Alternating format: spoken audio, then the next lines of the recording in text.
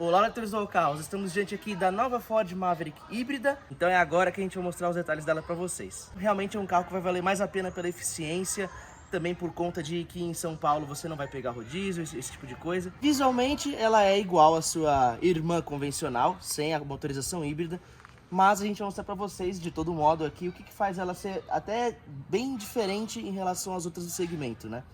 Começando aqui pelas linhas mais quadradas, né, aqui do conjunto óptico, por exemplo. Isso é até bastante similar à F-150, que acabou de chegar no Brasil também.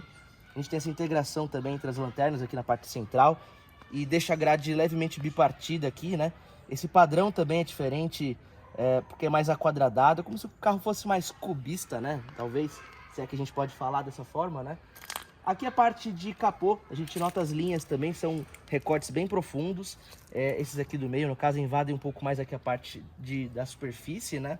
E quando a gente continua aqui, principalmente para a parte do para-choque dianteiro, né? Na parte mais de baixo, a gente vê que ela tem também alguns riscos aqui para dar uma profundidade e uma continuidade nesse visual mais... com essas linhas um pouco mais marcadas aí, né? Chegando aqui para a lateral, a gente nota as rodas... que inclusive isso aí dentro da Ford hoje em dia é bem comum, é uma padronagem metálica para os aros e a parte aqui central é escurecida, né, em black piano, fica como se fosse um visual um pouco mais estrelado. Aqui no caso a gente está diante, né, da versão topo de linha Lariat, que vem com todos os equipamentos lá dentro que depois a gente vai mostrar para vocês, e aqueles risquinhos aqui também presentes, né, nessa moldura, também isso aí é aquela mesma lógica do visual que a gente começou a falar na dianteira, e eles estão presentes aqui também na maçaneta, né. Então ele tem toda a questão de também toques, né? Isso aqui dá uma texturização para a parte de... quando você vai botar a mão aqui, por exemplo, para abrir a porta, né? Continuando aqui nas laterais, né? A gente nota as linhas também que tem uma continuidade até ali na parte traseira, mas também tem uma outra aqui em cima que faz uma curva, dá uma sensação um pouquinho maior de velocidade. A área envidraçada ela é bem quadrada, inclusive se a gente olha aqui os espelhos retrovisores, eles também têm um formato um pouquinho mais, como vocês podem ver aqui, dividido aqui, porque aqui é como se fosse uma caminhonete, né? Isso aqui é uma lente que aumenta a proximidade dos objetos na traseira.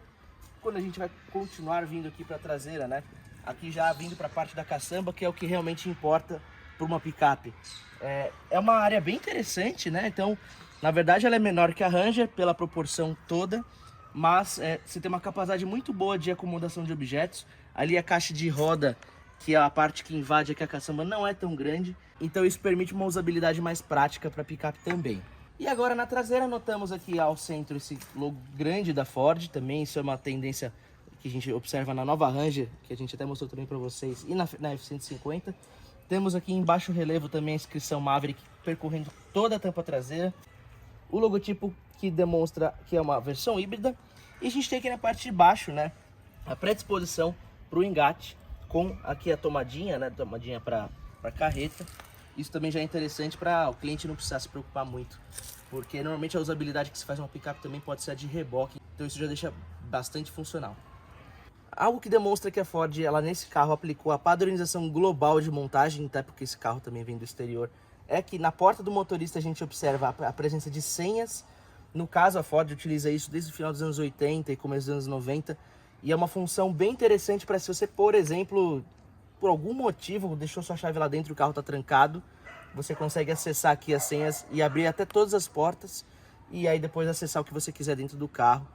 E lembrando, né, que ainda que um cara que queira invadir seu carro saiba da senha, ele vai precisar da chave para fazer a ligação com o carro, porque ela é uma chave presencial, então isso aqui não afeta a segurança. Até porque também é uma senha, então uma senha já prevê que você vai ter um acesso seguro para a codificação aqui, para abrir as portas do carro, no caso. Agora ao volante da Ford Maverick híbrida, além da dirigibilidade, já a gente também vai falar algumas especificações, alguns detalhes mais técnicos para vocês, mas a gente vai começar aqui pelas impressões propriamente ditas. No caso, a dirigibilidade ela é bem similar aos dos SUVs, né? Então a nossa posição ao dirigir ela é levemente elevada, mas você não tem aquela tocada de utilitário, é um carro bem dócil, bem macio ao volante, né? Até a própria especificação de bancos, de suspensão, permitem que você leve com conforto, como se fosse realmente um carro urbano, toda a sua família. O espaço traseiro também, como vocês vão ver daqui a pouco, ele é um destaque dentro do segmento. Inclusive, um grande comparativo da Ford dentro do segmento de picapes foi a Toro Ultra com motorização diesel E isso na parte de economia de combustível faz muito sentido esse tipo de paralelo, considerando que a autonomia desse carro, por ser híbrido, ela consegue ser até superior. No caso, ela faz 15 km por litro na cidade e 13 na estrada. Lembrando que todo carro híbrido ele tende a ter esses números trocados por conta de eficiência das baterias. A autonomia supera os 800 km, então realmente você tem um efeito de comparação nesse sentido. O ponto é que ela é tração dianteira, a Toro Ultra no caso é tração nas 4 rodas. Para uma utilização de picape isso faz diferença, principalmente no uso off-road, né? Mas ainda assim a Toro, ainda que as duas sejam construídas sobre monobloco, ela tende a ter um pouco mais daquela característica bruta, né, de direção. Aqui é uma picape mais voltada às cidades e também a aceleração, né, esse é outro ponto interessante de falar. Ela faz de 0 a 100 em 8,4 segundos, é um número bem superior. Ela tem uma característica bem linear por conta do câmbio ECVT, como vocês podem observar. E ela também tem a questão da regeneração, que se você pressiona levemente o pé no freio, você está no auge da capacidade de regeneração aqui no painel. Por esse ponteiro você consegue analisar isso. Se você solta o pé do freio, ela se mantém também um pouco ativa. Em descida de serra isso vai ajudar bastante a você conservar a autonomia, né? Além do mais, a gente não falou de preço também, ela custa R$ 244.890, o que mais uma vez também aproxima bastante aí na faixa de preço da Toro. A parte de equipamentos acho que é outro ponto interessante destacar, né? O Ford Bronco, quando você pega essa plataforma, né, essa proposta, ele tende a ser uma referência justamente por conta principalmente do ACC, dos equipamentos de auxílio à condução, né? Que no caso nessa picape está ausente e também na versão combustão. Não temos também teto solar, o que para essa proposta mais urbana, que se assemelha bastante ao de um SUV, isso seria muito bem-vindo. Outro ponto de destaque também, né, o carro está chegando agora, teoricamente também já teria, por exemplo, o Sync 4 da central multimídia já presente na F-150, e aqui a gente ainda está falando do Sync 3. O modo de usabilidade da tela é bem simples, é bem intuitivo, é bem agradável de olhar, só que isso é um ponto também que poderia estar mais alinhado ali com o restante da gama.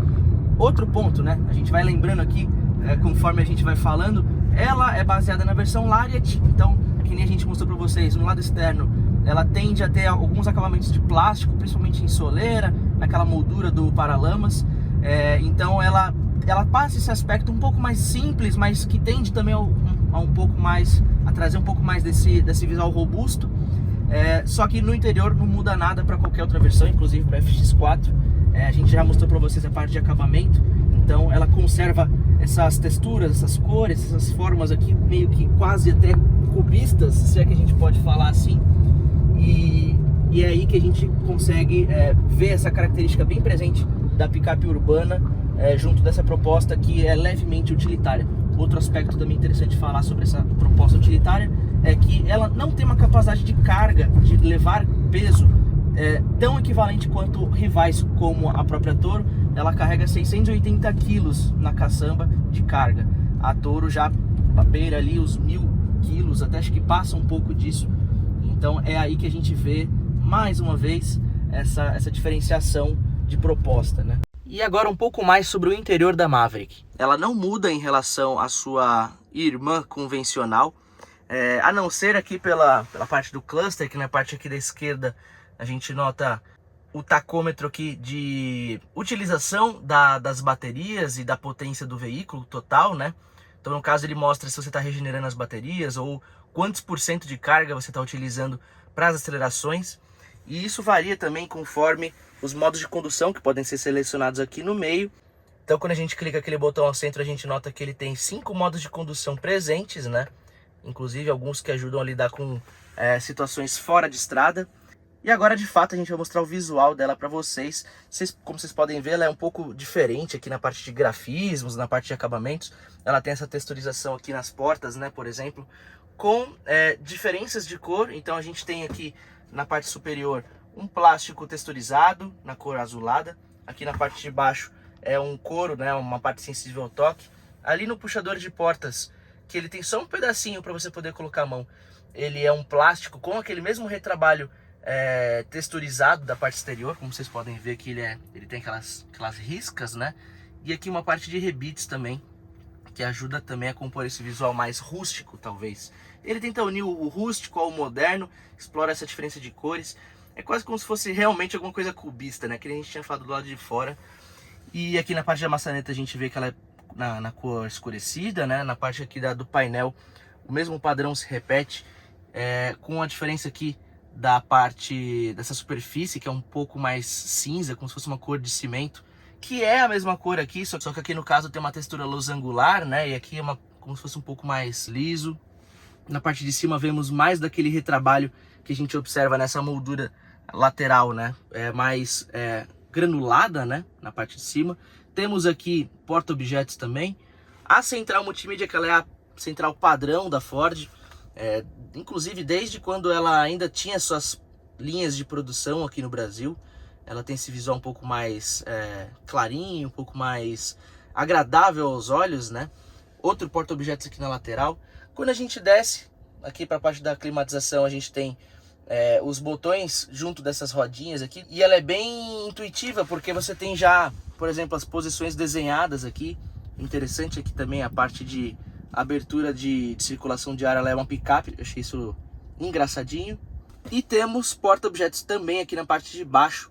Lembrando que a Ford, ela dispõe de possibilidades de configuração desses porta-objetos, inclusive com utilização de impressora 3D. Isso foi um diferencial que ela apresentou lá em 2021 no seu lançamento e aumenta as possibilidades de customização do interior, né? Para a seleção de marchas temos essa rodinha, temos aqui o freio de estacionamento, 2 porta-copos e mais um porta-objetos bem aqui.